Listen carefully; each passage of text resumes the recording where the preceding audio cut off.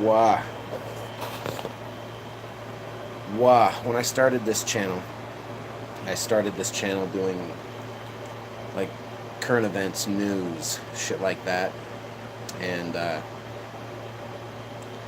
it's bad enough that I could potentially be covering what I like to call the consistent Twitter rap beef between the President of the United States and the world. Because that shit's funny too. Now, they've got the WWE infesting the rap community once again. Rap beefs are nothing new. However, I can't help but notice the two biggest white artists on the Interscope sphere are currently battling it out in the streets of fucking YouTube for the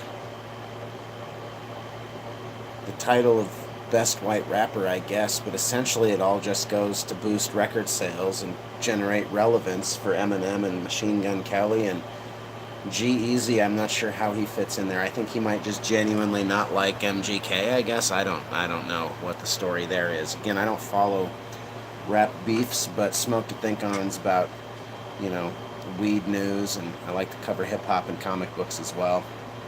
And so Bad Record has been with Interscope since 2009. Shady Records, I just looked it up, but I don't remember what year. But they're in bed with Interscope, and Interscope basically is like the distributor, Shady finds the artists and cultivates the artists. Interscope makes sure that everybody gets paid. And it's almost like somewhere there was a meeting in a smoky room somewhere where they were like, hey, we spent an awful lot of money on these white rappers, and Eminem made us an awful lot of money in the late 90s and early 2000s, but nobody likes his shit now. In fact, he's become a punchline for YouTube diss tracks, what could we do? Well, what could we do? And it was real weird and subtle. Like it seemed like it started with like G-Eazy made a track about MGK, and then MGK did a freestyle making fun of G-Eazy, and then and next thing you know, fucking Eminem just steps in. It was like an epic rap battles of history is what this shit really was like. It was like MGK and G-Eazy were having their rap battle, like epic rap battles though. At the end of that battle, like the fucking boss comes in and then just lays it out and calls everybody a fag basically. And that was cool. That was great. I mean, I'm not here to talk shit about anybody. I just think the thing is it's funny. And I also think that it's an engineered beef. I don't think this shit's real at all. I think it's to generate relevance within the demographic of white rappers. Just my opinion. But I think it's working. People who didn't know who the fuck MGK was knows now. They know now. And then, Machine Gun Kelly drops the Rap Devil, which frankly is an objectively good song. It's objectively good in terms of diss tracks. I think it was fire. He definitely walked up to Eminem on the stage of rap, took his soft white glove off and bitch slapped the motherfucker with it. That was awesome. And then Eminem dropped another response diss track, which I thought was really funny, because if you listen to Kamikaze, there's a whole skit, phone call with Paul, his producer, where Paul's like, dog, you're not going to fucking sit there and rebuttal every fucking guy who responds to this shit, right? Like, you're not going to set out a diss track, diss all these motherfuckers, and then have, these guys come back at you, and then you're going to respond to all of them? Like, you're not going to do that. And Em's like, of course I'm not going to do that. And then, Machine Gun comes out with, a fucking boss diss track, hey, fuck you, Em. And Em is just like, I'm gonna respond. And his was fire, too. It's, to me, it's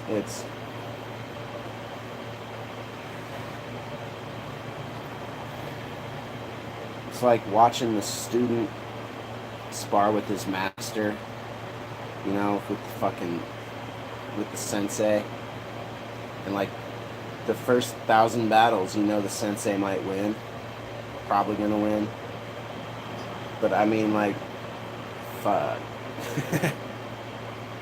I started listening to Machine Gun Kelly because I was like, holy fuck, this is like, since Eminem, we haven't had a capacity to tell a fucking story, it felt like. And I know. Kendrick Lamar. I fucking know. I know. I realize that there are other lyricists out there, but let's be fair, there's very few and far between. And when it comes to the white rapper, so to speak, usually speaking, it's just trying to imitate Eminem. It's not an homage. It's not a taking what I learned from the master and then, you know, going from there. It's like trying to find out the magic fucking Eminem formula and then go. And it's usually trash. And MGK rose above that shit. So I think it's interesting. And you know, like, depending on how long this feud goes will be determined based upon how much money Interscope generates off of it, I'm sure. But it's funny to see the fervency. I'm watching these other reaction videos and other people in the hip-hop commentator realm on YouTube being like, oh, MGK just threw away his career. Dude, he's going to make so much fucking money right now. And there are people that are going to go see Fall Out Boy on September 30th in San Jose who would have never fucking walked in to that show no matter what, because they're not fans of fucking Fall Out Boy, but they now want to see what is this MGK all about.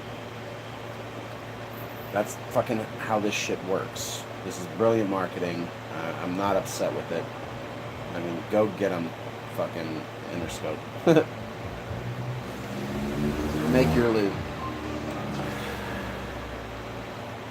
But it's funny to see how impassioned people are, you know. And you got other celebrities, the Bizarre from D12, gives MGK his props, says it is a good song, and then makes fun of him. You know, it's kind of a neg, you know. Says he had to stay up all night and it's the best shit he's ever written. It's not the best shit he's ever written, I don't think, but it is fucking good. I'll give a man props for that. I mean, MGK even in his diss is like, hey man, like, your diss track was fire, I liked it, but come and say that to my fucking giant ass face. It's funny. And I just think it's funny, all these people speculating, oh, MGK will never work again. Like, why? He's fucking, he's literally giving Eminem the relevancy that he was looking for, you know. All these other guys kissing his ass. I mean, fucking some fucking guy named Lil Pump. I didn't think that was real when I first read it. It's a real thing. I know you all already know. I'm fucking good old fashioned phone app crashing. Way to go, YouTube. But yeah, he fucking went on Twitter and was like, yeah, Eminem, I deserved that. And I mean, maybe he does. He probably does, because his name is Lil Pump and whatever, you know. But while all these other rappers were kissing Eminem's ass and being like, oh, I would never disrespect the GOAT, blah, blah, blah, blah, blah, you know, because, like, Eminem's fucking, he is great. He's fucking great. Machine Gun Kelly was like, yeah, but you know what, I'm fucking great, too. And I think that's, you gotta have fucking respect for that. I haven't heard anybody else come out with a fucking response track. Oh, what's up, neighbor? Please. Fucking school's out.